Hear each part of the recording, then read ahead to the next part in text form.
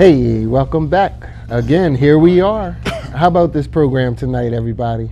I mean, from an inside view, I'm just in awe of our guests because, you know, the concentration of resources that I experienced in talking to our guests tonight in the green room, it just was really humbling, but it also gave me great confidence that there are several effective agents of change, and they're in all different walks of life, and they're also serving in all different types of capacities.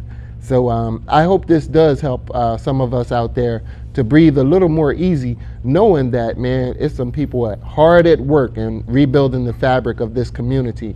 And another important resource in the fight to rebuild the fabric of our community is the Delaware Reentry Consortium.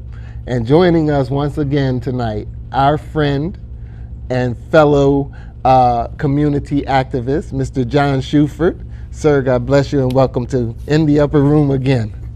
Who do you have joining you tonight, John? Well, thank you, Michael. I have Stan Salaam and Royal Fisher.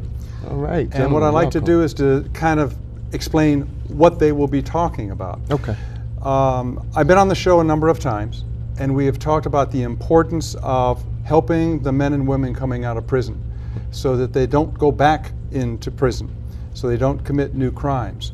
And in order for that to happen, the community needs to be involved. We cannot leave it up to community agencies, to the government, that unless we get involved as community individuals, we are not going to be successful. Okay. So we have talked about mentoring and how important mentoring is, and that's something every one of us can get involved in. We can support some of the reentry programs financially, through volunteering, etc., but then mentoring, where we pair up with someone coming out of prison, and it's through a program, so there is support from the program. And it's not a matter of giving financial help to somebody, it's basically being a friend.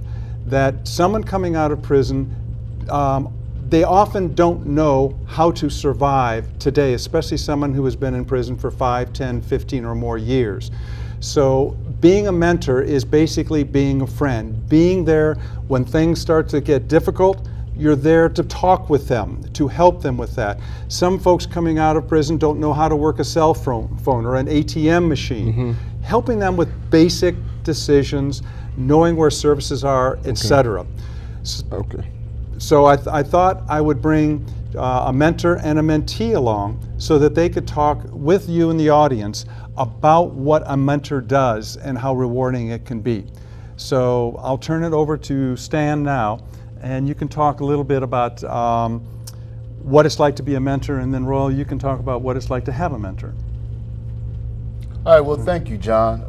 I need to first of all thank God for just another opportunity, and I thank you for inviting me on this evening. You know, we talked several times about mentoring, and you know, you brought the opportunity before me of a guy you had in mind that I could mentor, and we met, had breakfast together, we met each other, and I decided to do this because part of my passion is to be able to work with men that are coming out of prison and men that have had problems with drug addiction and other problems, and this just gave me a good opportunity to start to pursue that dream. So in deciding to take on this mentor mission, or ministry, I should say, I met the gentleman that you gave me. We talked. Like I said, we had breakfast. We developed a schedule where we would try to meet at least once a week, and maybe talk a couple times during the course of the week over the phone, but at least have one time a week where we meet face to face and talk about what issues, problems, concerns, frustrations, or anything else that was going on, and trying to get reacclimated to society. Because after being in prison for a while, it is a challenge to become reactivated or reacclimated, I should say, back into society. Right. And I think it's important for a man to have someone they feel comfortable enough to say, I don't know how to do something, Right. or I need help with something. Because, you know, as men, Yeah. we would like to act like we're macho, we tough, we Yeah. know it all, we got it all. Right. And sometimes that's just not the case. Right. Even with me. Yeah. So I found that it was real easy to do that. And you put Rule, you paired him up with me, and we've had a real good relationship. We've been able to help each other. Let's- What do you let's- think, Let's Rule? hear from Yeah, Ron. 'cause Ron, we what's actually- this experience been like? Yeah, and let me just interject for a minute. Thank you for that information that you were talking about, because that's very, very important. And as we all know, this program has been so jammed tonight, and so we're going to ask if you guys can come back on that fourth Sunday, because John, you reminded me this month has 4 Sundays, and we have about 3 minutes left. Or how many minutes we got? What we got? Hold on a minute, y'all. All right, we got about 2 or 3 minutes. Brother, we got 2 minutes for tonight. Can we hear what's going on? How has the relationship with your mentor in this particular time helped you to transition? First of all, in the name of the Lord, I wish to thank God for John blessing me All right. with this brother, because he, since I've been out, Yes. saved my life. Mm. So I thank God. I thank Allah for that. Yes. If it wasn't for him, I'd probably be in a situation that I would not like to be. I know that's right. And you know, sir, if I may say, you have a very humble spirit about you.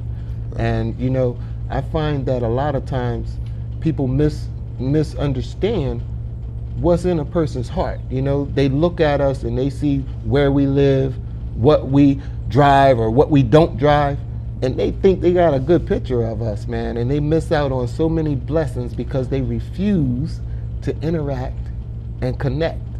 You know, there's somebody from all walks of life who can reach out and touch you. I know my life has been touched by many people from every walk of life. So I'm just privileged to have all of you people here, and I'm getting the sign that we need to wrap up for this segment. But John, please promise me you'll bring these 2 gentlemen back with us. And I know that you have some information that you needed to get out, but we're out of time for this segment, but we'll come back and we'll do it again. And stay tuned for more from In the Upper Room. We have some praise dancing and some other exciting things coming up for you.